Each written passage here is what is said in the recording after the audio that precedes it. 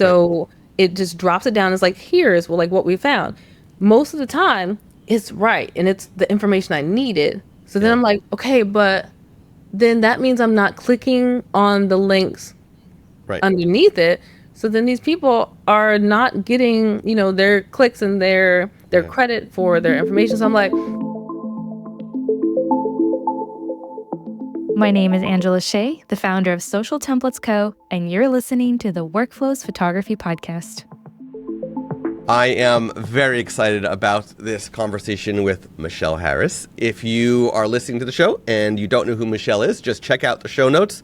Click on that and you'll learn all about Michelle and see her link to her website where you can check out her work, her education, and all of that fun stuff. So, Michelle, I'm glad to finally get you on the Workflows Photography Podcast, and I can't wait to hear all of the insights that you have to share. I am really excited. I think everything's in perfect timing. Everything's going really well. I think it's perfect timing that we are doing this now that I've moved and am settled. So I'm excited to talk about all the things.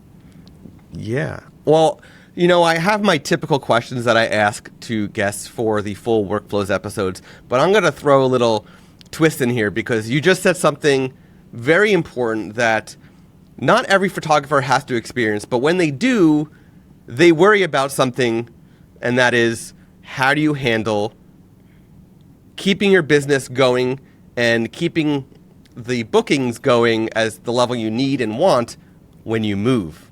Not just a little move. You didn't move from like town to town. You moved. Yeah. What, 3 states away? Something like that. Yeah. So how are you handling? Because you're still handling. It's only been 2 weeks. How are you handling that process? So I feel like other people would be able to do it a little bit more gracefully than I did because I just up and was like, you know what? I'm moving. And so it just has all been like falling into place really quickly though. The good thing is I've always been destination. So it's not like I've never done a wedding in Atlanta before. I've been down here, I've done weddings. I know planners, I know makeup artists. I know people here. So luckily as soon as I announced I was down here, I just put it out there that I was available for second shooting step 1. Because I'm like, I want to be able to go to these venues and, meet with planners, people, like all the vendors without having to stress myself out about like booking weddings right this moment. But I'm also about to announce this big, huge sale thing that I'm doing, like this big promotion now that I'm here. And I'm just going to throw everything at it. So it's not even just like I shoot weddings mainly, but I also do family and I also do boudoir. So I'm like, I'm just going to throw everything out. Hey, I'm available for this and this and this, and I'm just going to keep doing it and then fill up my calendar. But before I did that, I made sure to cross off all the weekends that I would be going back to my original area in DC so that when my clients wouldn't have freaking conniptions thinking that like I'm just dropping off the face of the earth. Yeah. But that way I was able to send them the weekends that I'd be there for like the fall or the Christmas dates and different stuff like that before even really like announcing that I moved so that they didn't freak out. So, but having that in place makes it also easy for me to be like, okay, these are the weekends I'm going back. And so this is all the time that I have here. So it makes it really easy for me to separate the two. And then like people are always concerned about, oh, well, if I only do these certain dates, like people might not be available, then what? And it's like, then they make themselves available. Step 1, if they really want the shoot, and they appreciate it more when they know that you are, states and states away and, oh, my photographer's flying back so she can do our family session. Like, it's not a bad thing. It actually is a good, positive thing. So it's just a matter of mindset as well. Yeah. Showing that you're willing to make new travel plans for those who were local to where you were to get back there for their days. And being, you being flexible, having them be flexible, is definitely a nice benefit to like just showing like how much you care, right? Showing that you're able to do what you need to make sure everybody's happy. And I was not expecting you to say that you were going to second shoot to others, but for others. But I mean, it's a good idea to start getting a feel for how things work in the new area. So it's a very good idea. So have you done a second shoot job So I since you've have been there? I have done 2 associate shooting jobs though since I've been Okay. here. So it just kind of works out where I'm like, I'm available, like, oh, well, why don't you just go shoot this for me? And it has worked out that way. But I Okay. have noticed that people are just kind of like, you'll second shoot? Like, first of all, like, people do not understand the joys of second shooting. Like, Oh yeah. what? I Lot just less go pressure. shoot the guys and then just like mosey on through the day without as much pressure. You want me to go shoot details? No problem. You got the family photos? Okay, I'll be back. Like, I Yeah. love second shooting. So Yeah. I'm all for it. And then Yeah. I don't have to edit at all. Like, I know Imagine makes our lives easier, but it's even easier if you don't have to do it at all. Yeah, yeah, yeah. That's for sure. That's for sure. Well, so let's talk about you just mentioned like shooting the family or shooting, detail photos, things like that. So let's talk about one thing you do during the photographic process. You've got the camera in your hand. What is one thing you do for the photographic process that saves you time? Like, you mean like during weddings, like family portraits, that type of thing, or just in general? Yeah. Just in general. Yeah. Yeah. In the typical work that you do. Yep. I am I'm very straightforward just in life as a human. So I make sure that I am very organized when it comes to people's names for like family formals. I don't want, me and my cousins, me and like no, I need to know every single cousin's name. If you know their names because you want them in the pictures. If you don't remember the names, they probably don't need to be in there. So I make them Yeah. give me a very, very detailed list and I stick to it. Like if they want to add things later or like, freestyle later, they can do that. But I'm going to do this list first. And that helps me, one, combat family members who want to add their own stuff and add their own people in and stuff like that. Cause I'm like, look, I'm sticking to this list that they gave me and Yeah. just run down it. It really makes things go faster by having people's names to call instead of just, bride's side of the family and just waiting until they say that everyone's there. And then they realize later that they left somebody at cocktail hour. And then that way I just run right through it. But I mean, also I have a strategic plan for almost every single part of the wedding day ahead of time. So if I Yeah. went through everything that I do to make things quick, we'd be on here for hours. Yeah, yeah. Are you because everybody's different when it comes to this, are you a printed piece of paper for the list of people, or are you a type of person, or are you a have the list on my phone type of person, or on an Apple Watch type of person? What's your go-to for My that? go-to is on my phone because I make it my, what do you call it, background screen. Uh-huh. So that I just have to tap and then I can see it. Nice. Because I don't even want to have to, swipe up, hope it sees my face, maybe I got to type it. No, like it's right there. So I make the timeline, the background for, most of the day. And then I will make the family list, the background for the other parts. Nice. Yeah, I started doing that at trade shows like WPPI and Imaging. I started doing that, but like in like a business card form, because I don't have physical business. I mean, not many. I don't think it's still super popular to have physical business cards. So I started taking my lock screen and making it the business card so that people could just take a picture of my lock screen. So I think that's a really good idea to just utilize something that is real quick to just, show what you need to for yourself or for others at any given point. So it's a good idea. Yeah, and one of the best things Apple ever did was allow you to have multiple background screens available. Like you can just switch through them. The day before. You can set up the timeline and the family list long ahead of time. Yep, 100%. That's a tip that has never come up on the show before. So that's so good, so good. Okay, now one thing I know that you enjoy talking about is business. So what is one thing you do for the business that either saves you time or money? Okay. This is going to sound extremely sponsored because I still feel. Let's not talk about Imagine because we're going to get to Imagine. All right. So one thing that saves me time, you said, or money. Yep. I think that when it comes to time, the number one thing that I love is that I can set my entire wedding in different folders to upload at the exact same time on CloudSpot. That saves a lot of time, just being able to just select the folders and it'll like upload the one folder, then go to the next. Like I can just literally just sit my computer there. And when I tell you, that saves me a lot of time because I can do all different other things while that's happening. Yeah. And it's organizing it in the same folders on their system so that you don't have to order things. Everything's just done the way that you want it. Yep, because what I do is when I call everything, I put them in specific folders. So it'll say like, getting ready, whatever, and it's in those folders. And so then I export them into the folder in those folders. And it just takes those folders and lets them straight into CloudSpot. They're already labeled exactly what they are. They're already in order, and they have exactly what is supposed to be in there. Nice. So it works out great. Cool. Yeah, that's a good one as well. So, again, let's try to avoid Imagine for a little bit because we're going to get there. But when it comes to editing, what is one thing that you do for editing? And this could be pre-Imagine if you want. Something that you do for editing that saves you time. Something I do. Scott, you're killing me, man. Like I don't. For example, I don't do anything. Are you? Nope. Are you a tablet type person? I am or something not. like that. I'm not. I put my memory cards right in my MacBook Pro, and that's that. Like I don't, I'm not a Kelvin person, so like I don't concern myself with the white balance because I don't have to anymore.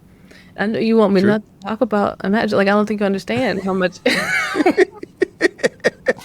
Like Imagine changed my life, man. I don't worry about none of that. And like before then, like I still didn't do like so much Kelvin, but I was also making my life harder by not doing that when I didn't have a system to just fix my white balance for me. But I felt that I would be fumbling around too much trying to move the Kelvin around. I never got into the groove of that. Yeah. So I just was like, I'll fix it later. I was the queen of I'll fix it later. And now I personally don't have to. You were also outsourcing before Imagine. So you were still outsourcing to other, whether it was, to another company. So, that in itself was saving you time even before Imagine, just taking that off your plate so you could focus on the other stuff. Now it's just the turnaround times are better and the consistency is there and all that fun stuff. So these things are understatements, what you just said. Yeah. Okay. Yeah. 7 days we'll get there. in 30 minutes, we are not the same. Yeah. Yep. Okay, so you just shot a wedding, right? You've edited the wedding. Everything is good to go.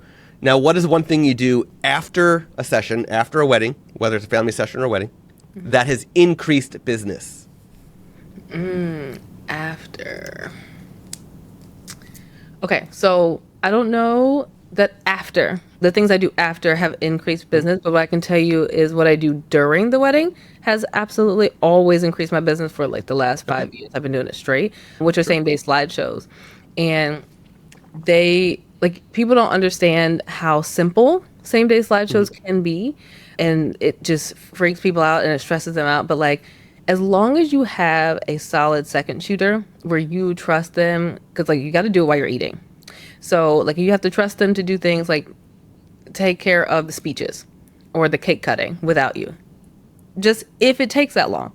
But you can send them out there while you're doing something. Like you can just edit 10 to 15 images and it will blow people's minds. Okay. So doing that and I don't have a fancy setup. I don't have like a TV or anything or a projector or anything. I literally take this same MacBook Pro I'm talking to you on and I put photos into the Photos app in the computer and just have a what do you call it? What's it? Slideshow. Them literally just going across, no music, no fancy transitions, just literally just showing the photos and being able to show them those like at their table while they're eating blows their minds. Because I never warn them because you don't always have time, so I don't try to guarantee it. But it blows their minds, and then I put that over by like a cake or wherever makes sense. And I have a little metal print is what it's called technically. It's a metal print, but it has a little stand, and it has a picture of me, my logo, and a little QR code that leads them directly to my Instagram. And so by doing that, like the guests and the parents and everybody's like, oh my God, I love this. They scan my thing and they'll follow me on Instagram. And that is, for me, the best way to make sure I keep engaging with them, because you could send them to your website and they're going to forget and they're not going to go back and do what. But if they follow you on Instagram, they might, get to know you personally, and then they think about you later when someone else gets engaged and that type of thing. So that has definitely made things easier and to get more clients from by them following you on Instagram. Then you eventually go and you post the photos of the couple from the wedding on Instagram, and you tag the couple. Now your photos are going to wind up being in their feed again. You're going to be in their feed the moment that they follow you, but then they're going to come back into your feed again because you're now tagging their friends. Right. So it's a big win. Absolutely, because not even just like tagging, the collaboration feature is game changing. Like if I'm literally just saying, hey, I want to collaborate, because now every time you tag a vendor, it's like, hey, you want to ask them to be a collaborator? And you just say, yeah, whether they accept it or not is fine. No one's going to know that they didn't accept it except you. So it's not a big deal. Yeah. But like the fact that you can collaborate with vendors and the actual couples, it's extremely powerful. Yeah. Okay. We're going to get to my favorite part of the show. Pick a color. Green. By the way, before I forget, you mentioned the slideshows and use Apple Photos. So the TV back here, right? Mm-hmm. That's all that is. You probably notice it's looping. Yeah. That is literally an Apple TV on that TV looping that slideshow that's back there. And it's so simple. So, okay, green. I'm going to thumb through this and tell me when to stop. Okay, stop. Okay. My next question to you is, what was the best present you ever received? Ever? Wow. That's It shouldn't even be that hard. I'm even trying to just think the last time I got a present at all. I think the best present that I ever, it's going to sound like corny and cliche, but a couple years ago, I just wanted to have a pretty basic birthday. Like I just wanted to be in my house, and my friends were not having it. So they flew to my house. And so they all came and they all were like, okay, we're all just going to wear black. And I'm like, but we're not leaving the house. They're like, so? And we were just in my house and we happened to just wear black, and we took a whole bunch of photos and just drank and ate and talked about whatever. And that to me was the best gift ever. Like the fact that they came from like everywhere, like all over the United States to the middle of Virginia. Like it was amazing.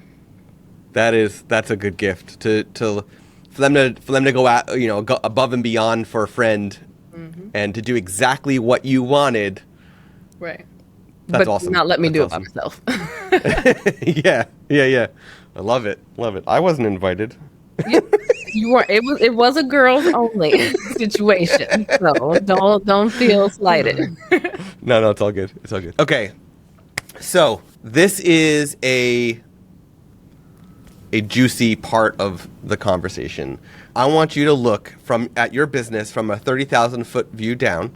Mm-hmm. Can you share an outline breakdown of your workflow from lead to delivery?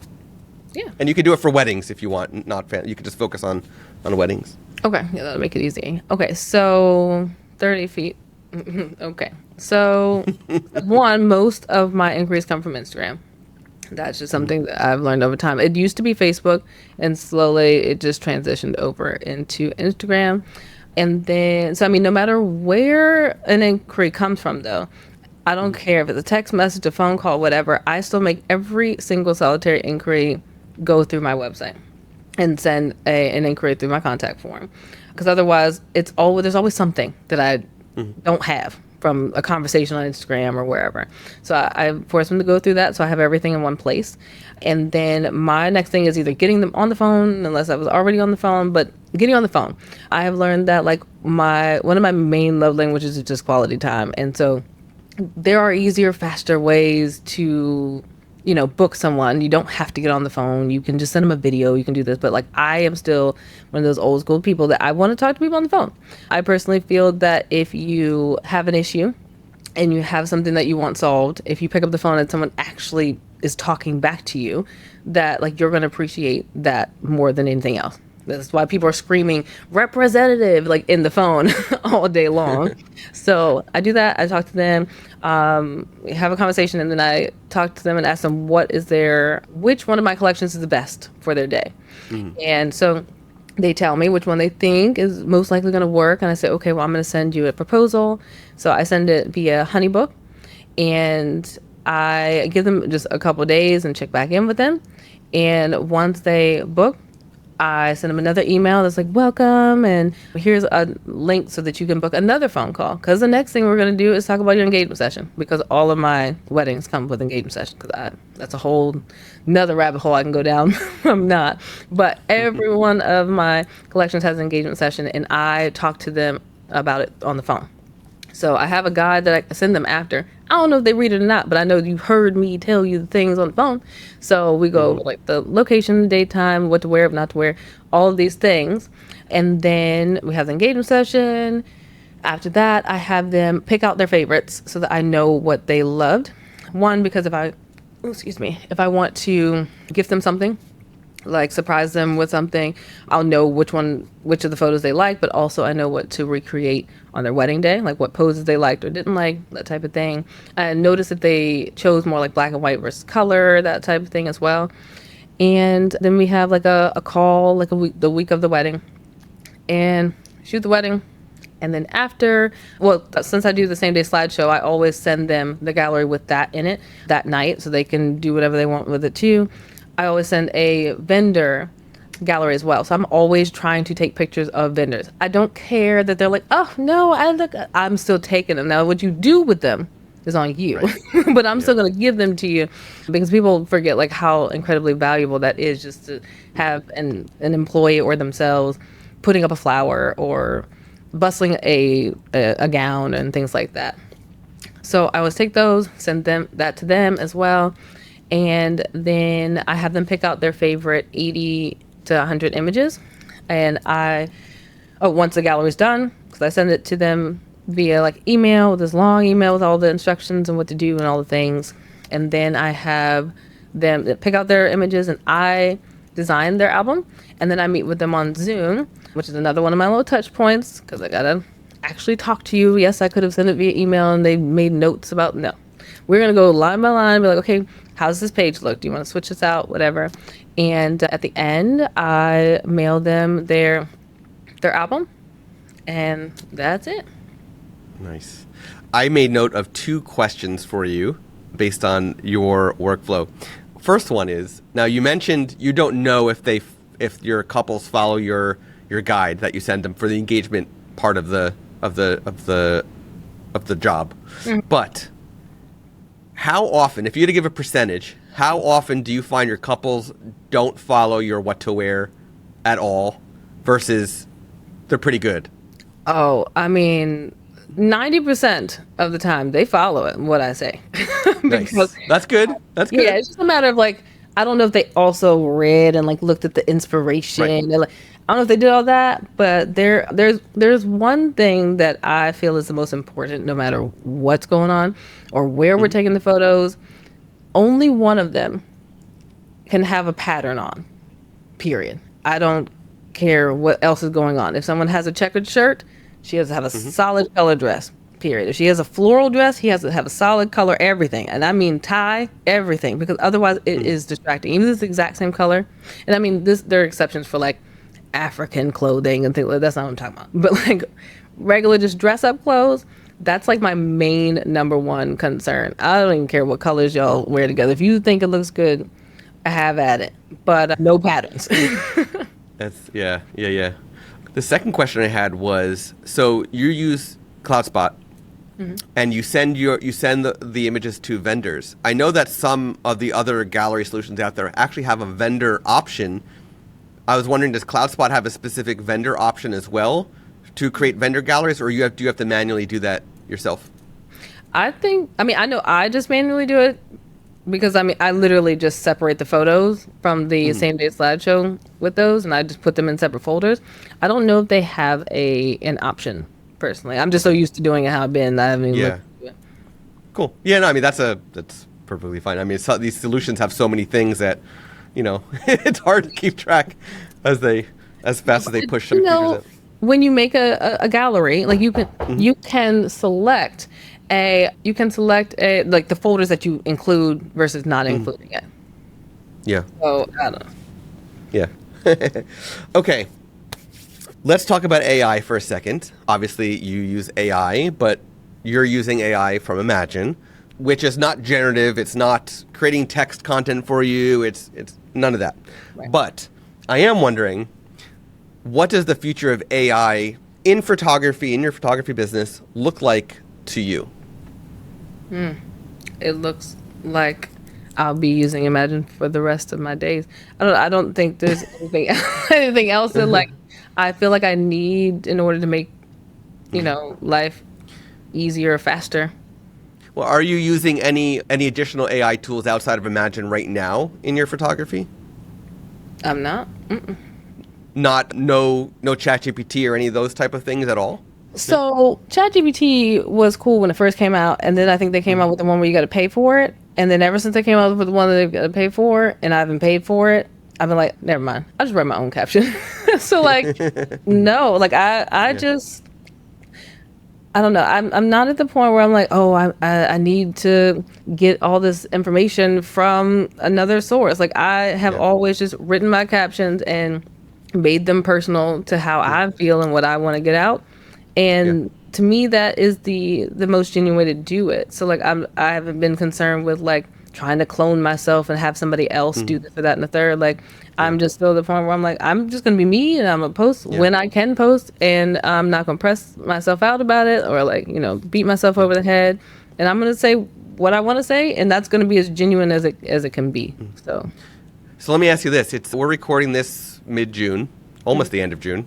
I'm not exactly sure when this episode is going out, but it's going to be some time from when Apple announced their Apple Intelligence. They're not calling it artificial intelligence, built into their devices. Does any of that excite you for what Apple is planning on integrating into their entire ecosystem? Honestly, it doesn't excite me, but it also doesn't. I'm not like, oh, I don't like AI, go away either. Like I'm just kind of like, I mean, if it's helpful, cool. But like I almost feel some type of way even when I Google something right now, because I Google something and Google has their like Google AI now. So it just drops it down. It's like, here's like what we found. Most of the time it's right. And it's the information I needed. So then I'm like, okay, but then that means I'm not clicking on the links underneath it. So then these people are not getting, their clicks and their credit for their information. So I'm like, that's even going to eventually possibly mess up blogs. Because like if you're looking up a venue, like what do people think about it or whatever, it might just say, oh, the average people think this, and just like fill that in. So they may not click and see people's photos there. Like they still might, but I'm just saying like that's the only thing that I'm kind of like, how's this working out for you to give me the AI information, and I don't have to click on any of the websites. Yeah, I think the SEO wise, it's going to be a bit of a shift that a lot of people are going to have to start thinking about with how do I now optimize in a way that I can ensure that the AI will recommend me in the search results, because Google does have, click here to visit the source, or how is this result? Was it a thumbs up, a thumbs down? That's the type of signal that's going to wind up impacting the SEO once that sort of comes out of beta and is like officially for everybody in the search results. So it's going to be a bit of a learning curve for sure, but there still will be a way people will figure out how do I optimize for the AI, and then that's just another thing we'll have to do, unfortunately. But yeah. Okay. I know you've been waiting for this moment for the past 20-something minutes. How did Imagen impact your life? Oh, my goodness. Okay. So it has changed my life in every way, shape, or form. The fact that, like, not a lot of people know because I don't do a lot of advertising for it, but I also have an associate team. where I don't have to do a lot of advertising for it because of the way that I've structured the pricing. So people come to my website and they go to my contact form, and right above my contact form, it says, Michelle starts at 7,000. If this is not like within your budget, her team starts at 3. So like people who have 7 and up are just going to keep going with, my contact form or whatever. But if there's people who are like, oh, okay, I only have 5 or whatever it is, they go to my associate team. So I am not only editing my weddings, I'm also editing weddings from my associate team. And they shoot very different cameras, lenses, all the different things. So even though I got my style down that to a point where it would be really, really easy to just run through like with a preset or whatever, trying to balance out everybody else's, and they're like when their flash went off, didn't go off, all these different things, it has changed my life because I can just run it through my profile and it just makes it really, really perfect to where I just have to go maybe tweak a couple things. That and the straightening, like I don't think people understand how much straightening has changed my life.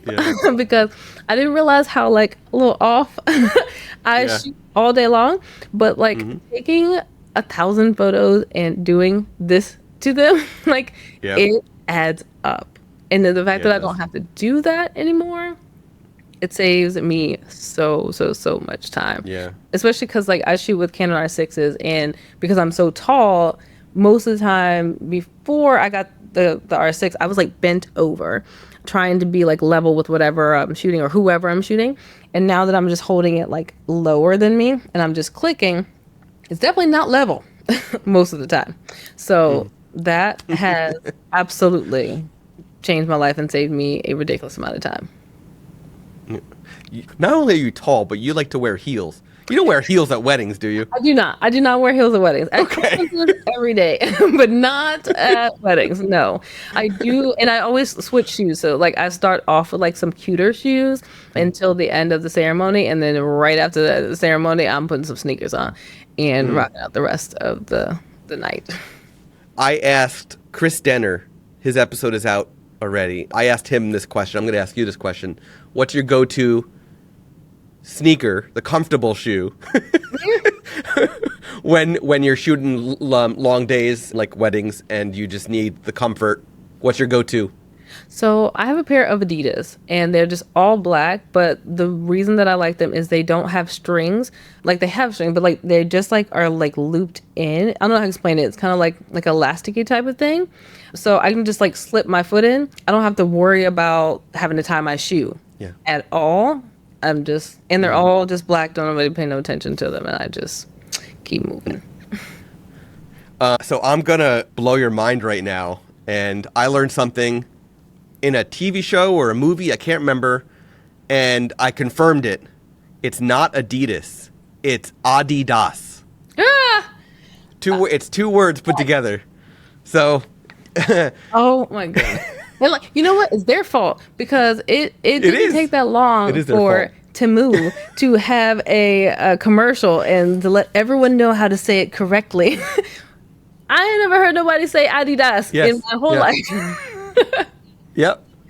What is going on? They didn't want people to know that. Our entire childhood, both of our childhoods, are now changed forever. That's insane, Adidas. Yeah. Wow. Yep. And Michelle, thank you so much for hopping in and joining me, especially, as you've just moved and there's a lot of chaos that comes with the move. So I really appreciate it. Where can listeners learn more about you, connect with you, and of course, see your incredible photography? The number one place to find me all the time is Instagram at mharris_studios. No matter what I have going on and other sites and other this and other that, Instagram is where you can find the information. Awesome. Thank you so much again. I know there's so much good, fantastic takeaways from this episode, and I can't wait for everybody to hear it. I'm glad. Thank you for having me. You have been listening to the Workflows Photography Podcast. To hear more from Workflows, to learn more about our guest, and for an exclusive offer for Workflows listeners, please go to workflowspodcast.com. And be sure to subscribe to the podcast on Apple Podcasts, Spotify, or wherever you listen to podcasts. Thank you for tuning in. Until next time.